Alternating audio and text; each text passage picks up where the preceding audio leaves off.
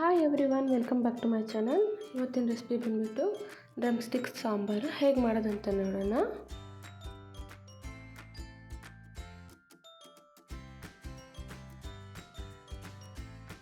ನುಗ್ಗೆಕಾಯಿನ cut ಮಾಡಿಕೊಂಡು ಈ ಥರ ವಾಶ್ ಮಾಡ್ಕೊಂಡು ಇಟ್ಕೊಂಡಿದ್ದೀನಿ ಸೈಡ್ಗೆ. ಇವಾಗ ಒಂದು ಕುಕ್ಕರ್ ತಗೊಂಡು ನಾನು ಅರ್ಧ ಗಂಟೆ ಮುಂಚೆ ನೆನೆಸಿಟ್ಟಿದ್ದೆ ಬೇಳೆನ. ಇಲ್ಲಿ 4 ಟೈಪ್ಸ್ ಆಫ್ ಬೇಳೆ ತೊಗೊಂಡಿದ್ದೀನಿ, ಅದನ್ನು ಹಾಕ್ಕೊತಿದ್ದೀನಿ.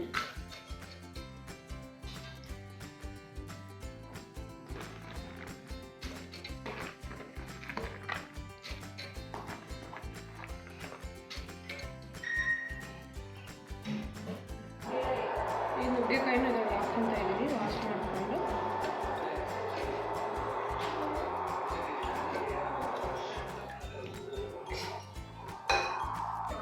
ಇದರಲ್ಲಿ ನಾನು 2 ಚಿಲ್ಲಿ ಹಾಕ್ಕೊತಾ ಇದ್ದೀನಿ, ಹಾಫ್ ಆನಿಯನ್ ಹಾಕ್ಕೊಂಡಿದ್ದೀನಿ, ಮತ್ತು 2 ಟೊಮೆಟೊಸ್ ಕಟ್ ಮಾಡಿಕೊಂಡು ಹಾಕ್ಕೊತಿದ್ದೀನಿ.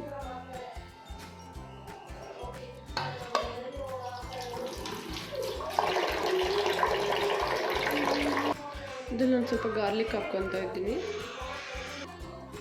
ಟರ್ಮರಿಕ್ ಸ್ವಲ್ಪ,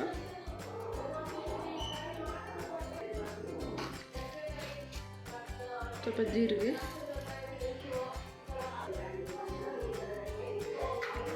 ರುಚಿಗೆ ತಕ್ಕಷ್ಟು ಸಾಲ್ಟು,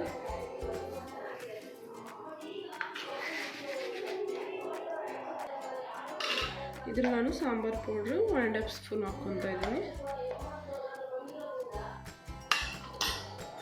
ಇದರಲ್ಲಿ 3 ಗ್ಲಾಸ್ ವಾಟರ್ ಹಾಕ್ಕೊತಾ ಇದ್ದೀನಿ.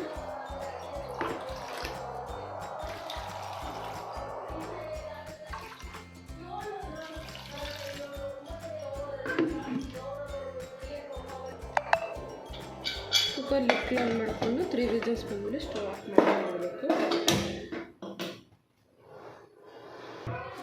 ವಿಸಿಲ್ ಬಂದು ಗ್ಯಾಸ್ ಎಲ್ಲ ರಿಲೀಸ್ ಆಗಿದೆ. ನಾನು ಓಪನ್ ಮಾಡ್ಕೊತಾ ಇದ್ದೀನಿ.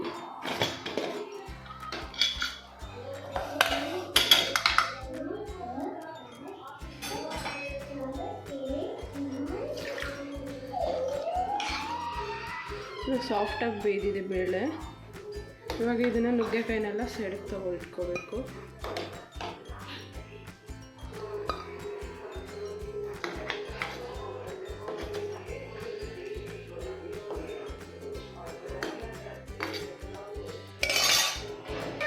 ಇದರಲ್ಲಿರೋ ನೀರು ಮತ್ತು ನುಗ್ಗೆಕಾಯಿ ತೆಗೆದಿಟ್ಕೊಂಡು ಸ್ಮ್ಯಾಶ್ ಮಾಡ್ಕೋಬೇಕು.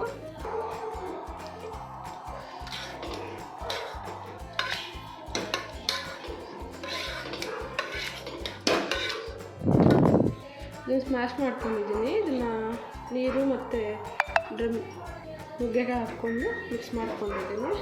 ಇದನ್ನು ಸೈಡ್ಗೆ ಇಟ್ಕೊಳ್ಳೋಣ. ಇಲ್ಲಿ ಒಗ್ಗರಣೆಗೆ ಪಾತ್ರೆ ಇಟ್ಕೊಂಡಿದ್ದೀನಿ. ಇಲ್ಲಿ ಪಾತ್ರೆ ಬಿಸಿಯಾಗಿದೆ, ಒಂದು ಸ್ವಲ್ಪ ಆಯಿಲ್ ಹಾಕ್ಕೊತಾ ಇದ್ದೀನಿ.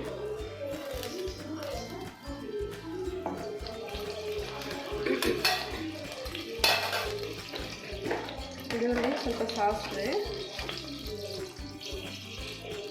ಸ್ವಲ್ಪ ಜೀರಿಗೆ,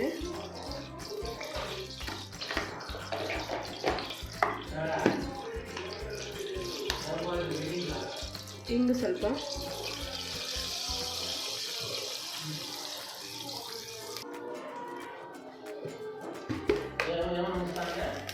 ರೆಡ್ ಚಿಲ್ಲಿ 4,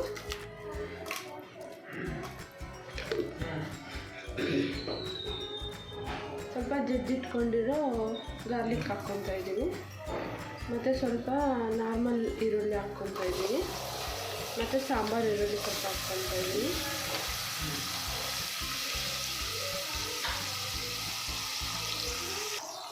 ಸ್ವಲ್ಪ ಕರಿಬೇವು, ಚೆನ್ನಾಗಿ ಫ್ರೈ ಮಾಡ್ಕೋಬೇಕು.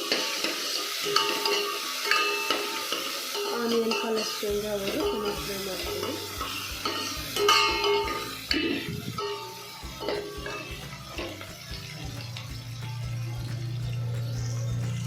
ಚೆನ್ನಾಗಿ ಫ್ರೈ ಆಗಿದೆ. ಇದ್ರಲ್ಲಿ ಸಾಂಬಾರು ಹಾಕ್ಕೊಳ್ಳೋಣ.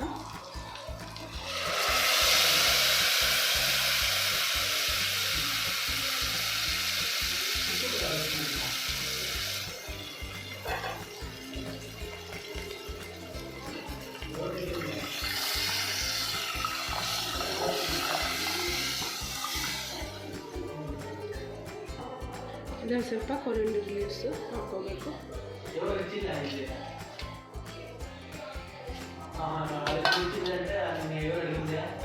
ಹಾಕ್ಕೊಂಡು ಮಿಕ್ಸ್ ಮಾಡ್ಕೊಳ್ಳಿ.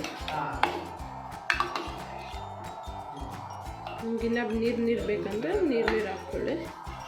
ನಮ್ಗೆ ಗಟ್ಟಿ ಬೇಕು ಇಲ್ಲಿ, ಅದಕ್ಕೆ ಗಟ್ಟಿ ಇಟ್ಕೊಂಡಿದ್ದೀನಿ.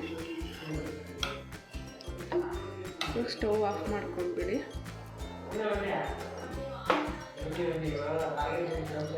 ಬಿಸಿ ಬಿಸಿ ನುಗ್ಗೆಕಾಯಿ ಸಾಂಬಾರು ರೆಡಿಯಾಗಿದೆ. ನೀವು ಕೂಡ ಟ್ರೈ ಮಾಡಿ, ತುಂಬ ಚೆನ್ನಾಗಿರುತ್ತೆ taste. Like, share, comment, subscribe ಮಾಡಿ.